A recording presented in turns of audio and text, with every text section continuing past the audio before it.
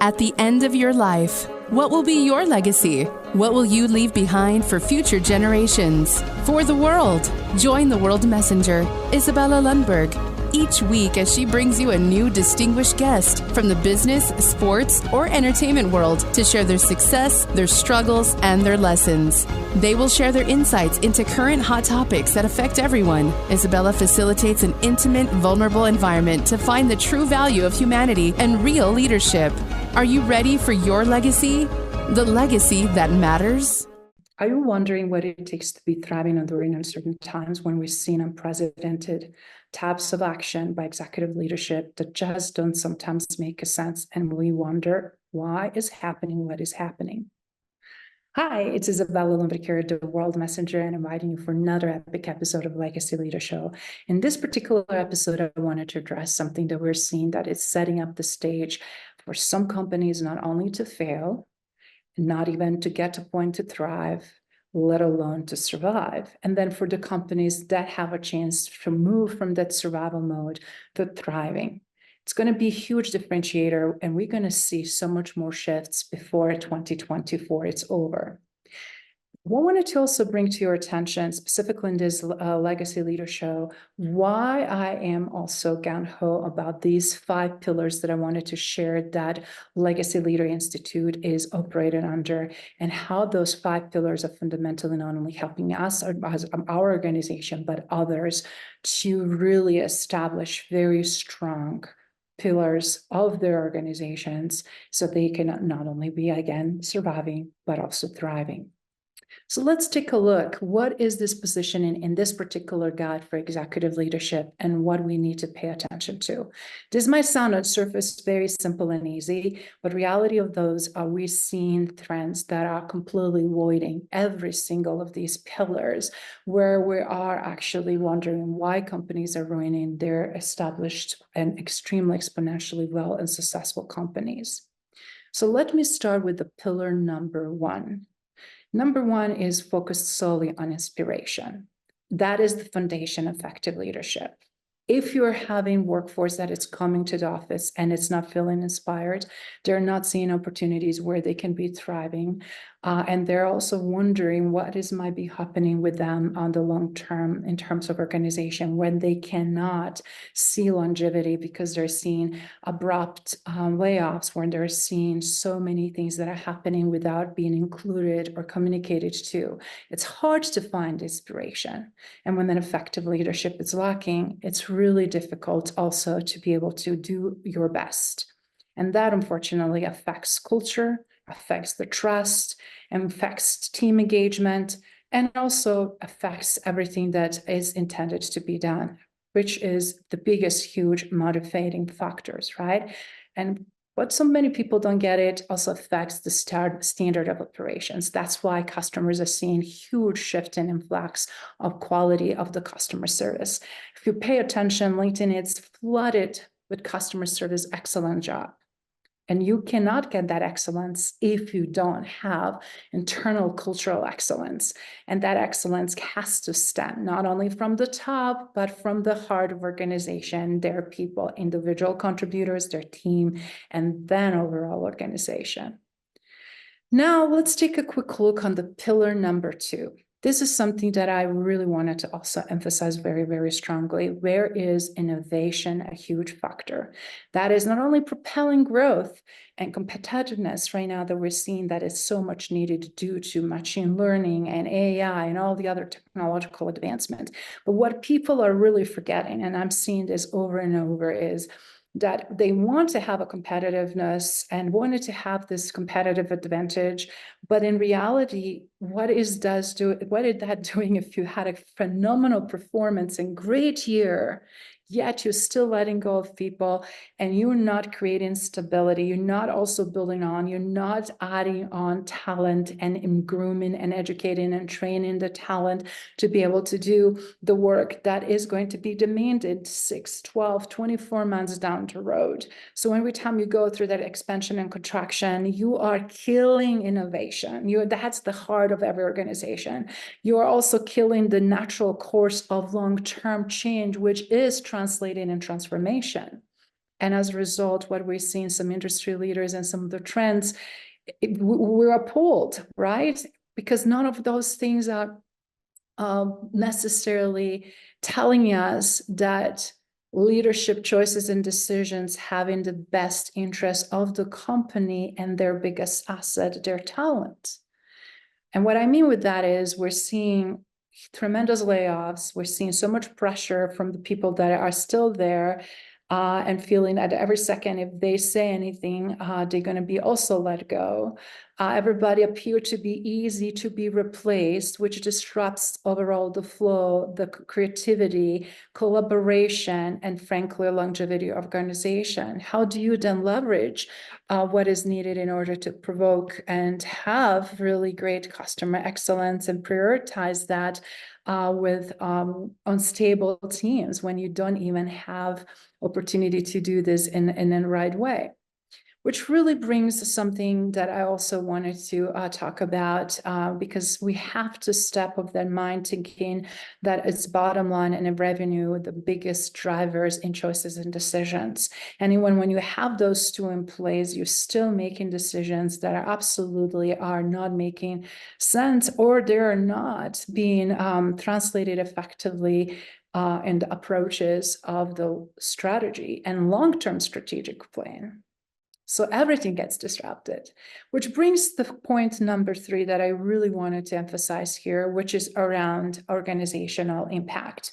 Impact is so huge as a pillar of every organization, because right now, are you delivering tangible results? That is the huge question. And why I'm asking this is, as I look, I can't tell you how much I analyze not only what the postings and jobs and who is hiring, but specifically companies that are seeking customer excellence, management, and support. Delivering tangible results on the end of the day, every client wants and desires. That's why we're in the business. We want to do the best we can. And if we're doing the other 2 pillars correctly, this one should be no brainer. But the fact is, again, when you don't have any more preserved culture and essence of organization, when you have your organizational chart looking like a Swiss cheese with these huge holes, and you have too much gaps in one hand and another area too much overlap, and tilting the ship on, it's not creating equilibrium and balance that it's needed. And as a result, who suffered the most? People that are being dumped with so much more responsibility, that are burnout, that feel so much pressure, that they feel they cannot speak up, that they cannot at this time do or say anything because they are forced to endure whatever it takes to get through it. It creates unrealistic expectations, and those expectations are going to be slammed right back in everybody's face, because guess what? Customers are not happy. They're going to be demanding more. They're going to be going somewhere else, because at the end of the day, we still live in very competitive working environments.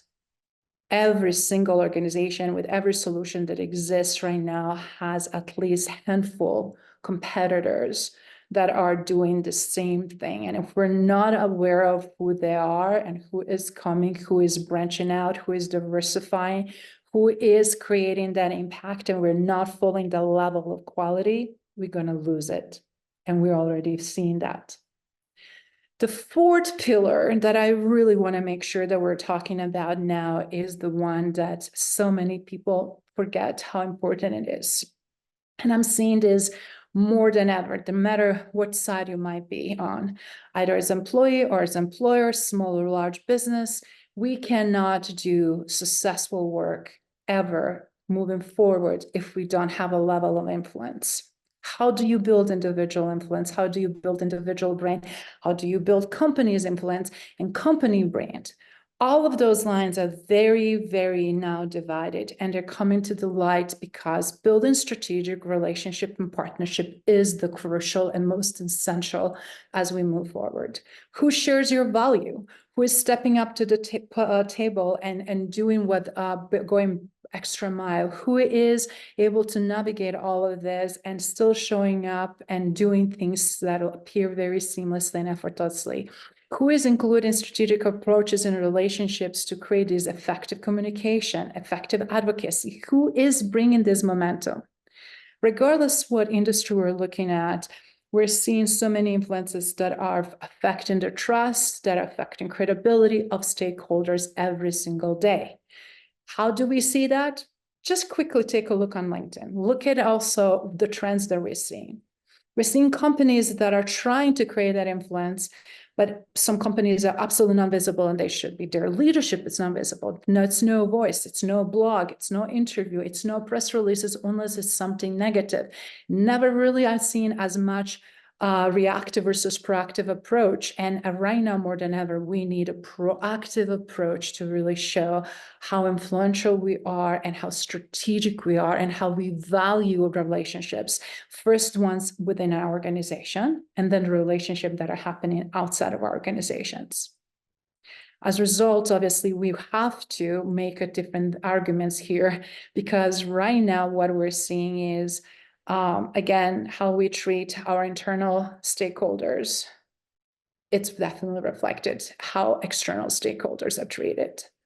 If we're only focusing on solving problems and treating external stakeholders without having foundation and great working environment that we see every single internal stakeholder first taking care of, everything bleeds through and shows how much detached we are and loss of sense of reality.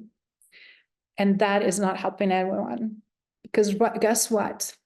I know that we all have to be profitable. That's one-on-one business. But in order to be profitable, we also need to understand, again, what results, what value we bring to the table, and how is that translated? What is the feedback loop? Who wants to engage? Who sees it? Who is not recognizing? And why? Because at the end of the day, even if we do have the influence, how is this translating into number 5, the 5th pillar that I want to talk about, which is all about income, the revenue, right? How do we achieve sustainable revenue? And guess what? You, as everybody else, want that, no matter, again, if you're employee or employer or working for yourself, a small business, or part of the larger corporation and responsible for department, or whatever might be the case. In order to move the needle in the right direction, we never seen also longest decision cycle of postponing not only payments, but also postponing even though when the deal is close to execute on, because all of these disruptions that I just mentioned are also affecting your clients. If the client is doing all of those things, contracting, letting people off, not sure what other departments are doing, purchasing things in silo, not executing properly vendor management, not looking what is going on with the rest of the C-suite, and how these choices and decisions impacting other departments.